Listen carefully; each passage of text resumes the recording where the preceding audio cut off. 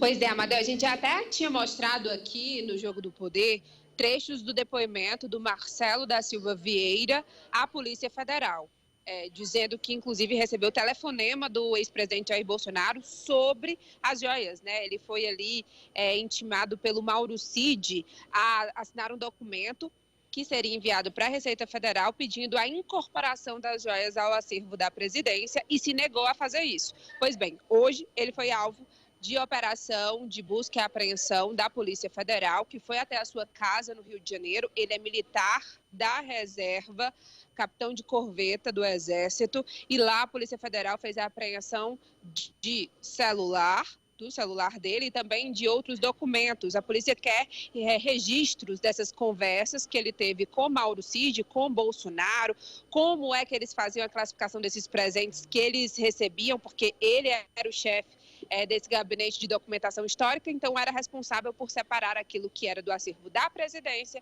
e acervo personalíssimo do presidente da República. Vale lembrar que no dia 27 de dezembro do ano passado, quando essa ligação ocorreu, que Mauro Cid fez essa ligação e colocou Bolsonaro na linha e que Marcelo Vieira se negou a fazer isso, no dia 28, Mauro Cid enviou o ofício à Receita Federal com a sua assinatura, já que não teve de Marcelo, e a Receita negou porque disse que esse processo de incorporação só poderia ser feito para bens públicos. E Marcelo também citou durante o depoimento à Polícia Federal, que deu a entender que as joias avaliadas em 16 milhões de reais, que foram presentes da Arábia Saudita para o presidente da República, essas joias, elas seriam entregues fisicamente ao titular. Então ele entendeu que iria para o acervo pessoal do presidente. Olha só, uma excelente notícia para o ex-presidente Bolsonaro foi dada ontem, no final da tarde. Anderson Torres teve a sua liberdade condicional decidida pelo ministro Alexandre de Moraes e agora responde aos processos com tornozeleira eletrônica em sua casa em Brasília. E não há mais possibilidade de delação, Ranieri.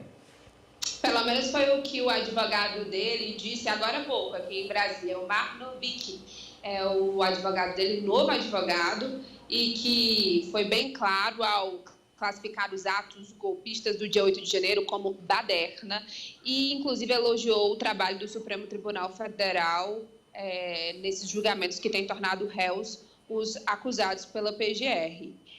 Elmar Novick disse que recebeu essa decisão do ministro Alexandre de Moraes com muita serenidade, a defesa recebeu, e que quer colaborar com as investigações, mas negou qualquer possibilidade de delação premiada. Ele disse que não há necessidade disso, mas que vai esclarecer que Anderson Torres não é culpado. Lembrando que ele responde neste processo por omissão, no dia 8, quando ele era secretário de Segurança aqui do Distrito Federal. Mas ele também responde por mais 2 processos, é investigado, na verdade, em mais 2 inquéritos, que um é sobre aquela apreensão das aves silvestres que estavam na sua casa, engaioladas, 40 aves, e outro sobre aquele caso que ele, inclusive, prestou depoimento, sobre a atuação da Polícia Rodoviária Federal no segundo turno das eleições, inclusive com operação para barrar que os eleitores de Lula chegassem ao local de votação. E dentre as medidas que você falou, Amadeu, agora, que Anderson Torres está submetido, já com a liberdade provisória, está o uso de tornozeleira eletrônica, que o advogado já confirmou que ele está usando, também a apreensão de todos os passaportes. Ele não pode deixar o Distrito Federal e nem sair de casa, nem à noite, nem nos fins de semana, além de comparecimento semanal à Justiça para verificar se está tudo ok, afastamento temporário do cargo de delegado da Polícia Federal, e também já há um processo para que, de fato, seja suspenso o salário dele, que ele deixe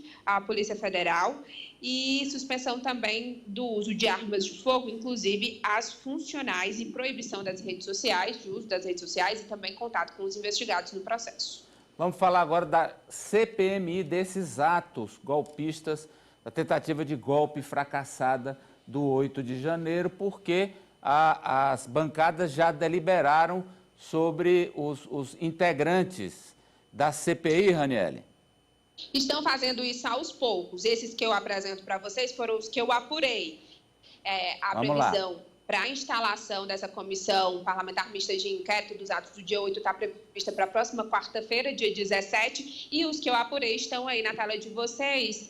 Tem, sobretudo, os nomes da base do governo, que das 32 vagas são 16. Raniele, vamos ver para o Ari passar aí os nomes que você apurou. Vamos lá, Ari.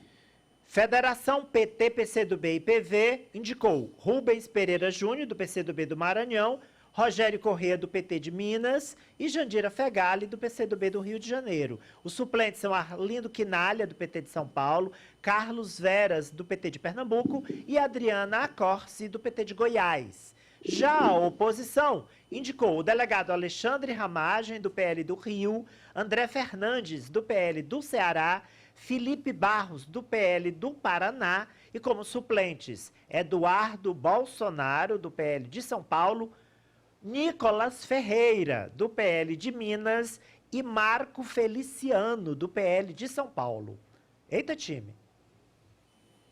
Tem no Senado também. No Senado, a base indicou Fabiano Contarato, do PT do Espírito Santo, e o Rogério Carvalho, do PT de Sergipe.